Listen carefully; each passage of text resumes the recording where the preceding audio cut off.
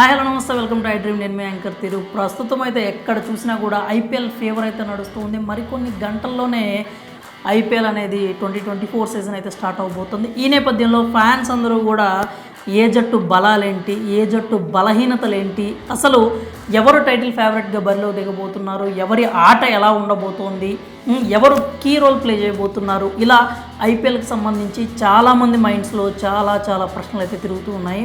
మనమైతే మరి తొలి మ్యాచ్ చెన్నై వేదికగా Chennai super Kings versus RCB జరగబోతోంది కాబట్టి చెన్నై జట్టు బలాలేంటి, బలహీనతలేంటి, అసలు చెన్నై జట్టు ఏ విధంగా ఉండబోతోంది, వాళ్ళ వ్యూహాలు ఎలా ఉండబోతున్నాయి, ఈ అన్ని విషయాలు కూడా మనం ఈ వీడియోలో అయితే మనం ఒక్కసారి పరిశీలించే ప్రయత్నం చేద్దాము. ముందుగా చెన్నై అభిమానులకి ఒక రకమైనటువంటి షాక్ ప్లస్ ఒక రకమైనటువంటి గుడ్ న్యూస్ కూడా అనే చెప్పాలి. ఎందుకంటే ధోని అనేది పగ్గాలు వదిలేయటం, కెప్టెన్సీ పగ్గాలు వదిలేయటం అనేది ఫ్యాన్స్కి అయితే షాక్ అనే చెప్పాలి. కానీ రుతురాజ్ లాంటి ఒక యంగ్ అండ్ టాలెంటెడ్ ప్లేయర్ చేతిలోకి ఆ కెప్టెన్సీ పగ్గాలు వెళ్ళడం అనేది చెన్నై జట్టుకైతే నిజంగా శుభవార్త అనే చెప్పాలి.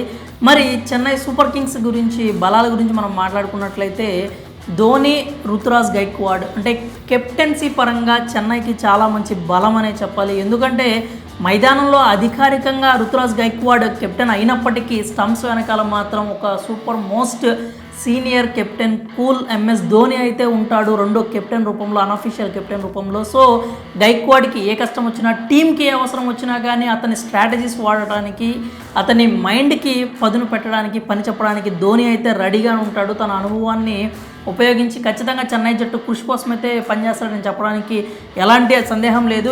ఇక బ్యాటింగ్ పరంగా చెన్నై జట్టు బలం ఏ విధంగా ఉందో చూడాలి అంటే రుతురాజ్ గైక్వాడ్, రహానే, రచిన్ రవీంద్ర, శివం దుబే, జడేజా, ధోని లాంటి వరల్డ్ క్లాస్ టాప్ బ్యాటర్స్ అయితే చెన్నై జట్టుకైతే అందుబాటులో ఉన్నారు. ఇంకా మనకి స్పిన్ పరంగా చూసుకున్నా కూడా జడేజా, మొయిన్ అలీ, మిచెల్ శాంటనర్ లాంటి వరల్డ్ క్లాస్ టాప్ స్పిన్నర్స్ అయితే చెన్నై జట్టులో అందుబాటులో ఉన్నారు. సో అటు బ్యాటింగ్ పరంగా చూసుకున్నా, ఇటు బౌలింగ్ పరంగా చూసుకున్నా కూడా ఖచ్చితంగా చెన్నై జట్టుకి చాలా మంచి బలం అనేది ఉందనే చెప్పాలి. ఇక మరి బలాలే కాదు, బలహీనతల గురించి కూడా మనం మాట్లాడుకోవాలి. చెన్నై జట్టు పరిస్థితి చూస్తుంటే ఇప్పుడు మనకి స్టార్స్ అయితే ఒకరి తర్వాత ఒకళ్ళు దూరం అవుతున్న పరిస్థితి కనబడుతుంది. ఒక క్రికెట్కి సంబంధించి ఒక చిన్న సామెత రూపంలో చెప్పుకోవాలంటే నో బాల్కి రన్అట్ అయినట్టుగా ఉందన్నమాట చెన్నై పరిస్థితి. ఎందుకంటే ఉండటానికి జట్టులో చాలామంది స్టార్స్ అయితే ఉన్నారు, కానీ ఒక్కొక్కరుగా మ్యాచ్ మనకి సీజన్ స్టార్ట్ అవ్వడానికంటే ముందు గాయాల రూపంలో బయటకు వెళ్ళిపోతూ ఉన్నారనమాట. ముందుగా చూసుకున్నట్టయితే మనకి పేస్ సెన్సేషన్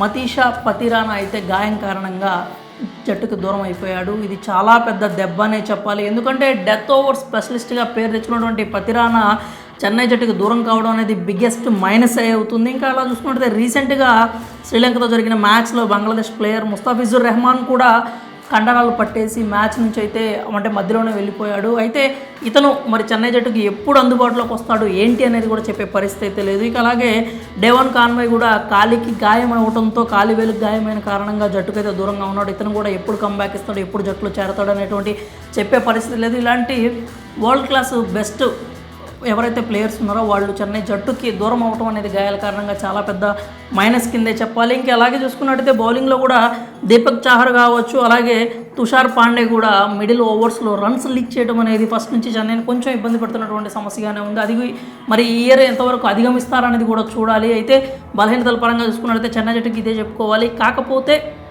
చెన్నై జట్టు విజయావకాశాల గురించి మాట్లాడుకుంటే చెన్నై జట్టుకి ఎప్పుడు కూడా విజయావకాశాలు ఎక్కువగానే ఉంటాయి. ఎందుకంటే అక్కడ ధోని లాంటి ఒక మాస్టర్ మైండ్ అనేది జట్టులో ఉంది కాబట్టి. అలాగే ఇప్పుడు చెన్నై జట్టు కూడా ఇప్పుడు 7 మ్యాచ్ల వరకు వాళ్ళ హోమ్ గ్రౌండ్లో ఆడతారు కాబట్టి అది ఎక్కువ స్పిన్కి కూడా అనుకూలిస్తుంది కాబట్టి జడేజా కానీ ఇప్పుడు మనకు ఎవరైతే వరల్డ్ క్లాస్ స్పిన్నర్స్ వాళ్ళకి టీంలో ఉన్నారో వాళ్ళందరూ కూడా చాలా బాగా యూజ్ అయ్యే ఛాన్స్ ఉంది. కాబట్టి చెన్నైకి విజయ అవకాశాలు కూడా ఎప్పుడు ఎక్కువగానే ఉంటాయి. అలాగే ఓవరాల్గా సీజన్గా చూసుకున్నా కానీ కొంతమంది స్టార్స్ దూరమైనా కానీ వాటిని భర్తీ చేసుకుంటూ దానికి తగ్గ ప్లేయర్లను జట్టులోకి తీసుకొచ్చి చెన్నై అయితే ఖచ్చితంగా వాళ్ళ బెస్ట్ ఇవ్వడానికి ట్రై అయితే చేస్తుంది.